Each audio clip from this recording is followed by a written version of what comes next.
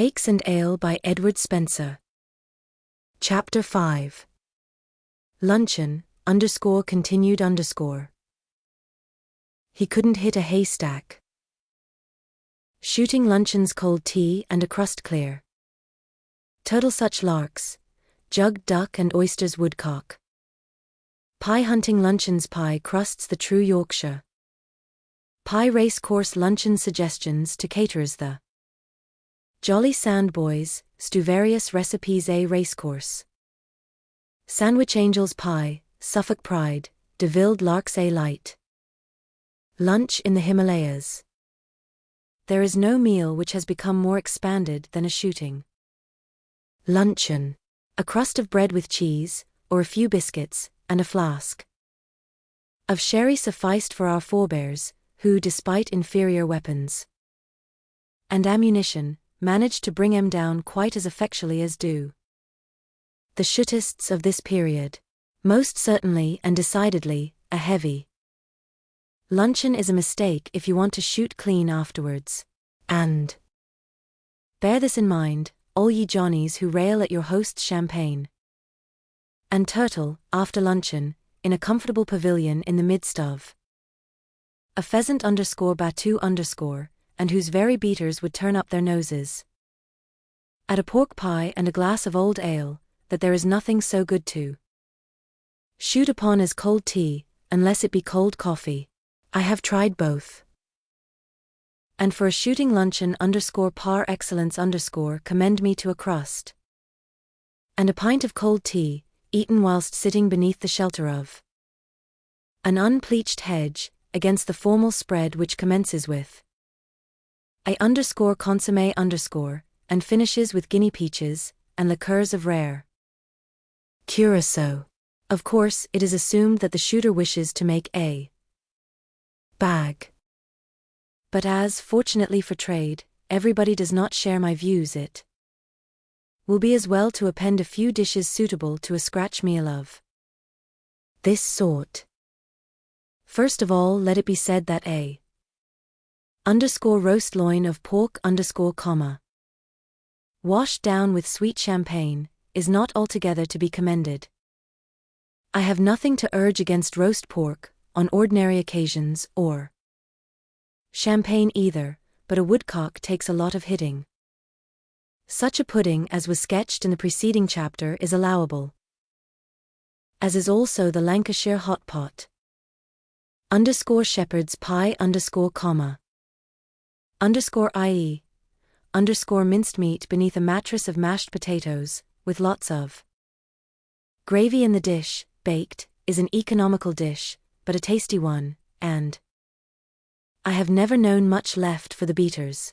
Rabbit pie, or pudding, will stop a gap most effectually, and plover pudding The very name brings water to the lips, is entitled to the highest commendation.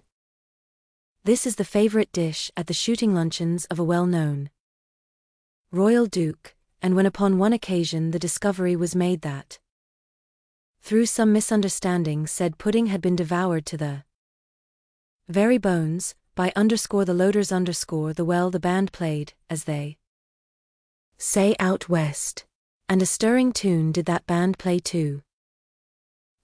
Such larks,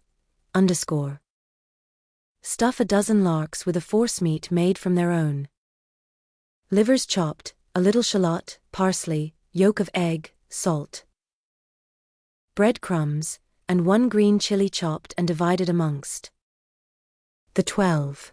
Brown in a stewpan, and then stew gently in a good gravy to which has been added a glass of Burgundy. This is plat fit for an emperor, and there will be no subsequent danger of his hitting a beater or a dog. Another dainty of home invention is jugged duck with oysters Cut the fleshy parts of your waddler into neat joints, and having browned them, place in a jar with 9 oysters and some good gravy partly made from the giblets. Close the mouth of the jar, and stand it in boiling water for rather more than An hour. Add the strained liquor of the oysters and a little more gravy, and turn the concoction into a deep silver dish with a spirit lamp beneath. Wild duck can be jugged in the same way but without the addition of the bivalves, and a mixture of port wine and Worcester sauce should be poured in, with a squeeze of lemon juice and cayenne, just before serving. Another dish which will be found grateful and comforting is an old grouse. The older the tastier. Stuff him with a Spanish onion, add a little gravy and seasoning, and stew him till the flesh leaves the bones. All these stews or jugs should be served on dishes kept hot by lighted spirit beneath them. This is most important. A woodcock pie will be found extremely palatable at any shooting luncheon, although more frequently to be met with on the sideboards of the great and wealthy. In fact, at Christmas time, 'tis a pie which is specially concocted in the royal kitchen at Windsor Castle, to adorn her most gracious Majesty's board at Osborne, together with the time-honoured Baron of specially fed beef. This last named joint hardly meets my views as part of a breakfast menu but here is the recipe for the woodcock pie. Bone 4 woodcocks. Don't mean take them off the hooks when the gentleman is not in his shop, but tell your cook to take the bones out of one you've shot yourself. Put bones and trimmings into a saucepan with 1 shallot, 1 small onion, and a sprig of thyme. Cover them with some good stock and let this gravy simmer a while. Take the gizzards away from the heart and liver, pound, and mix these with some good veal forcemeat. Place the woodcocks, skin downwards, on a board. Spread over each 2 layers of forcemeat, with a layer of sliced truffles in between the 2. Make your crust, either in a mold, or with the hands. Put a layer of forcemeat at the bottom, then 2 woodcocks, then a layer of truffles, then the other 2 woodcocks, another layer of truffles, and a top layer of forcemeat, and some thin slices of fat bacon. Cover the pie, leaving a hole for the gravy, and bake in a moderate oven. After taking out, pour in the gravy, then close the orifice and let the pie get cold before serving. End B. It will stimulate the digging industry if 1 or 2 whole truffles have been hidden away in the recesses of the pie. Another good pie I have met within the North Country was lined with portions of grouse and black game, no bones, with here and there half a hard-boiled egg. Nothing else except the necessary seasoning. With regard to hunting luncheons it cannot be said that your Nimrod is nearly as well catered for as is the gun. For, as a rule, the first named, if he be really keen on the sport of kings, has to content himself, during the interval of a check, with the contents of a sandwich case, and a flask which may contain either brown sherry or brandy and water, or possibly something still more seductive. I have heard of flasks which held milk punch, but the experience is by no means a familiar one. If your Nimrod be given to macadamizing, instead of riding the line, or if he sicken of the business altogether before hounds throw off, he can usually cadge a lunch at some house in the neighborhood, even though it may only run to bread and cheese, or, possibly, a wedge of a homemade pork pie with a glass or mug of nut brown ale. Not that all ale is nut brown, but 'tis an epithet which likes me well. Would it were possible to give practical hints here as to the true way to manufacture a pork pie. To make the attempt would, I fear, only serve to invite disaster, for the art of pork pie making, like that of the poet, or the play actor, should be born within us. In large households. In the Midland counties, wherein doth flourish the pig tart, there is, as a rule, but one qualified pie maker who is incapable of any other culinary feat whatever. I have even been told that it requires special hands to make the crust of the proper consistency, and having tasted crusts and crusts, I can implicitly believe this statement. Here is a recipe for a veritable savory Yorkshire pie. Bone a goose and a large fowl.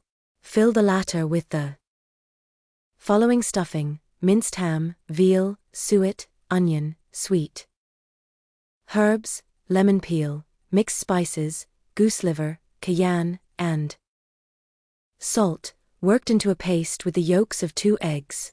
Sew up the fowl, truss it, and stew it with the goose for 20 minutes in some good beef and giblet stock, with a small glass of sherry, in a close stewpan.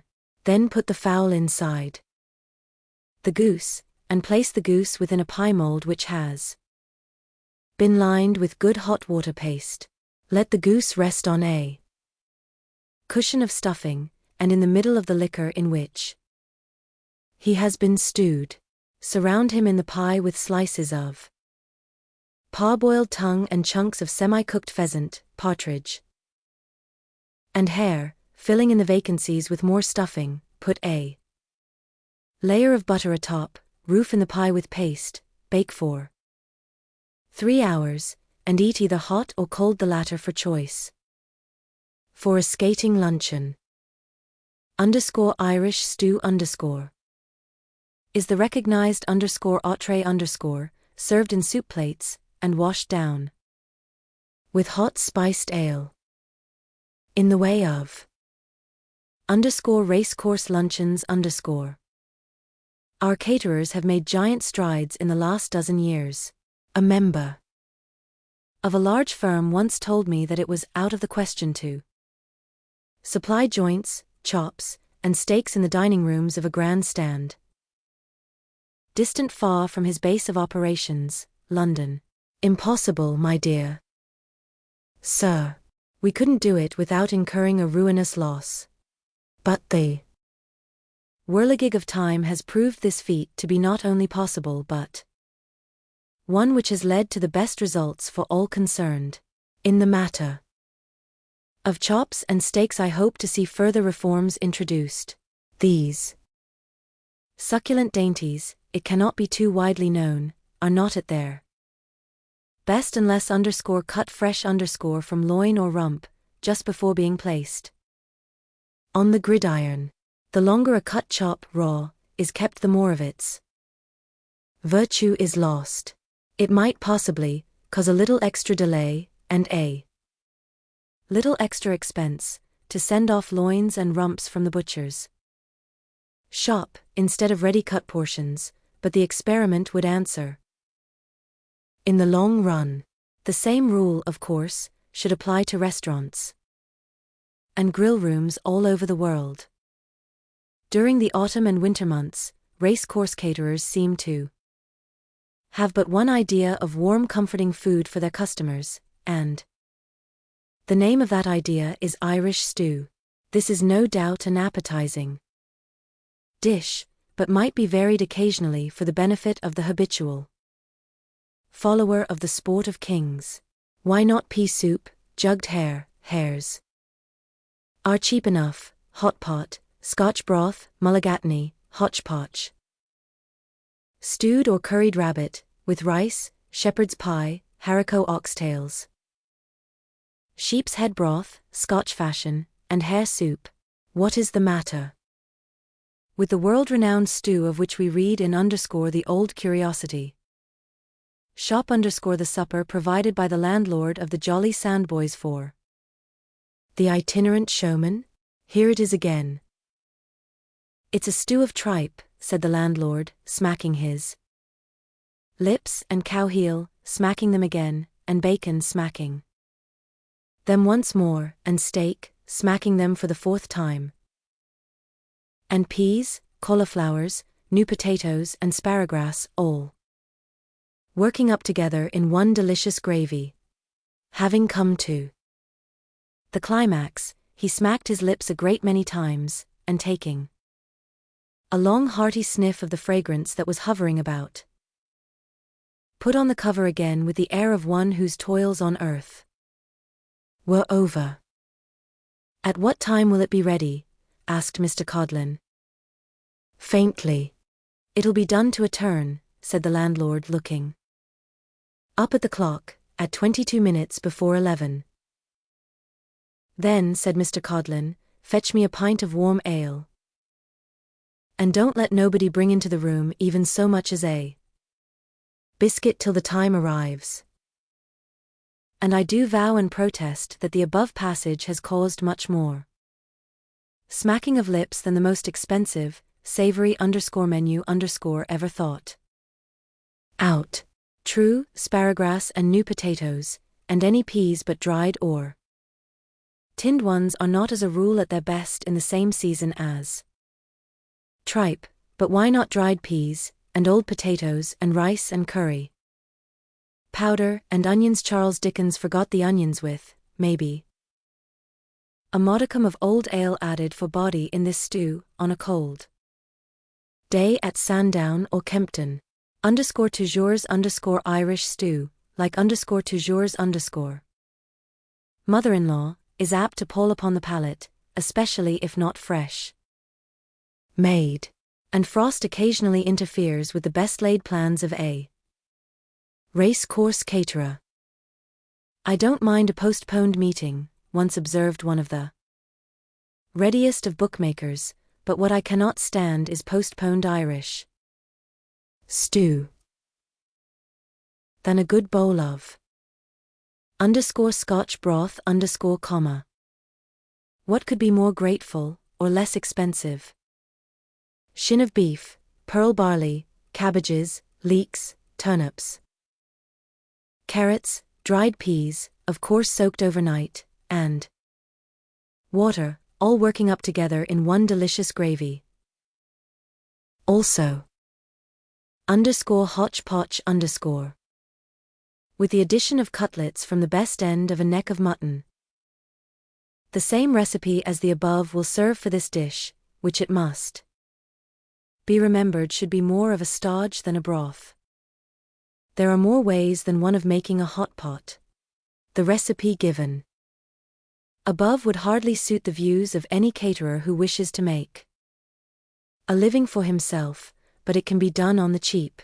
The old lady whose dying husband was ordered by the doctor oysters and champagne procured whelks and ginger beer for the patient, instead, on the score of economy.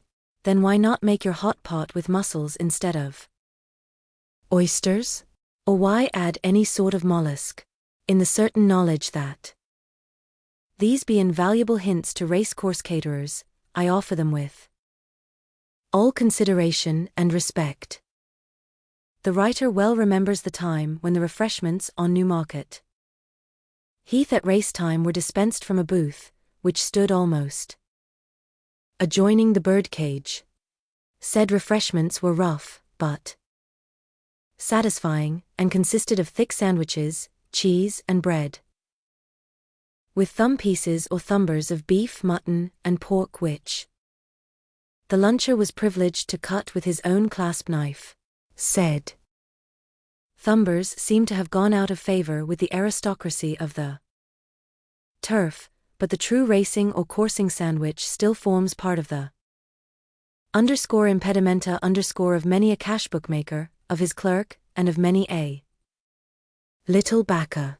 'Tis a solid, satisfying sandwich, and is just the sort of nourishment for a hard worker on a bitter November day. Let your steak be grilling, whilst you are enjoying your breakfast. Some prefer the ox portion fried, for these simple speculators have strange tastes. Then take the steak off the fire and place it, all hot, between two thick slices of bread. The sandwich will require several paper wrappings, if you value the purity of your pocket linings. And when eaten cold, the juices of the meat will be found to have irrigated the bread with more or less delicious gravy. And, as Sam Weller ought to have said, it's the gravy as does it. But what about the swells? I fancy I hear somebody asking, is my Lord Tom Noddy, or the Duke of Oleswood to be compelled to satisfy his hunger on a racecourse, with tripe and fat bacon? Are you really advising those dapper-looking, tailor-made ladies on yonder drag to insert their delicate teeth in a sandwich which would have puzzled Gargantua to masticate? Not at all, my good sir, or madam. The well-appointed coach should be well-appointed within and without. Of course the luncheon it contains will differ materially according to the season of the year. This is the sort of meal I will provide, and you will deign to visit the Arabian tent behind my coach, at Ascot. Lobster mayonnaise, salmon cutlets with tartar sauce, iced curried prawns, iced lobster cutlets, sau foie of quails, foie gras in aspic, prawns in ditto, plover's eggs in ditto, galantine of chicken, York ham, sweets various, including iced gooseberry fool. And as the piece de resistance and angels pie . Many people would call this a pigeon pie, for in good sooth there be pigeons in it, but 'tis a pie worthy of a brighter sphere than this. 6 plump young pigeons, trimmed of all superfluous matter, including pinions and below the thighs.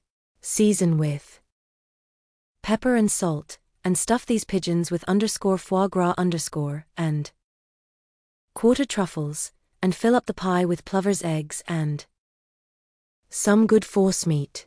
Make a good gravy from the superfluous parts of the birds, and some calf's head stock to which has been added about half a wineglassful of old Madeira with some lemon juice and cayenne. See that your paste be light and flaky, and bake in a moderate oven for 3 hours. Pour in more gravy just before taking out, and let the pie get cold. This is a concoction which will make you back all the winners, whilst no heiress who nibbles at it would refuse you her hand and heart afterwards. This is another sort of pigeon pie which is best served hot, and is more suited to the dining room than the race course. Line a pie dish with veal forcemeat, very highly seasoned, about an inch thick. Place on it some thin slices of fat bacon, 3 Bordeaux pigeons, trimmed in halves, a veal sweetbread in slices, an ox palate, boiled and cut up into dice, a dozen asparagus tops, a few button mushrooms. The large ones would give the interior of the pie a bad color, and the yolks of 4 eggs. Cover with forcemeat, and bake for 3 hours. Some good veal gravy should be served with this, which I have named Suffolk Pride . It is a remarkable fact in natural history that English pigeons are at their best just at the time when the young rooks leave the shelter of their nests. Therefore have I written, in the above recipe, Bordeaux pigeons. Here is a quaint old 18th century recipe, which comes from Northumberland, and is given verbatim 4a goose pie . Bone a goose, a turkey, a hare, and a brace of grouse. Skin it, and cut off all the outside pieces of the tongue . After boiling it lay the goose, for the outside a few pieces of hare, then lay in the turkey, the grouse and the remainder of the tongue and hare. Season highly between each layer with pepper and salt, mace and cayenne, and put it together, and draw it close with a needle and thread. Take 20 pounds of flour, put 5 pounds of butter into a pan with some water. Let it boil, pour it among the flour, stir it with a knife. Then work it with your hands till quite stiff. Let it stand before the fire for half an hour, then raise your pie and set it to cool, then finish it, put in the meat, close the pie, and set it in a cold place. Ornament according to your taste. Bandage it with calico dipped in fat. Let it stand all night before baking. It will take a long time to bake. The oven must be pretty hot for the first 4 hours, and then allowed to slacken. To know when it is enough, raise one of the ornaments, and with a fork try if the meat is tender. If it is hard, the pie must be put in again for 2 hours more. After it comes out of the oven, fill up with strong stock, well seasoned, or with clarified butter.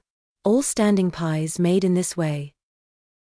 Verily, in the 18th century they must have had considerably more surplus cash and time, and rather more angelic cooks than their descendants. During cold weather the interior of the coach should be well filled with earthenware vessels containing such provender as hot pot hare soup, mulligatawny, lobster _ à l'américaine _ curried rabbit, de Vilde larks with the material for heating these. Such cold viands as game pie, pressed beef, boar's head, foie gras truffled, plain truffles. To be steamed and served with buttered toast, anchovies, etc. The larks should be smothered with a paste made from a mixture of mustard, chili vinegar, and a little anchovy paste, and kept closely covered up. After heating, add cayenne to taste. Gourmets interested in menus may like to know what were the first déjeuners partaken of by the Tsar on his arrival in Paris in October 1869. On the first day he had huîtres, consommé, oeufs à la Parisienne, filet de bœuf, pommes de terre, nesselrode sauce, chocolate. Next day he ate huîtres, consommé, oeufs dauphine, rouges, noisettes, d'oignon maréchal, pommes de terre, calice à la bohémienne, poires. Bar-le-duc. The writer can recall some colossal luncheons partaken of at dear naughty Simla, in the long ago, when a hill station in India was, if anything, livelier than at the present day, and furnished plenty of food for both mind and body.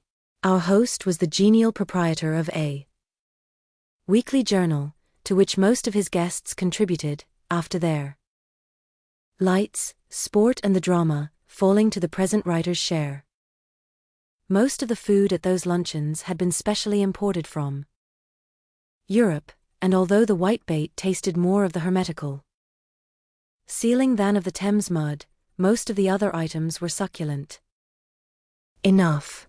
There were turtle soup, and turtle fins, highly seasoned, pâtés of sorts, and the native consommé had added several dishes of his own providing and invention.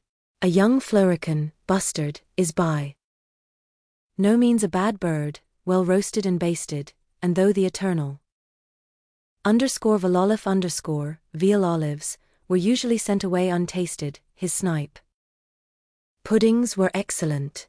What was called _picheese 25 years old brandy, from the atelier of Messrs. Justerini and Brooks, was served after the coffee, and those luncheon parties seldom broke up until it was time to dress for dinner. In fact, our memories were not often keen as to anything which occurred after the coffee, and many strange things happened in consequence, although as they have no particular connection with high-class cookery, they need not be alluded to in this chapter. But, as observed before, I am of opinion that luncheon, except under certain circumstances, is a mistake.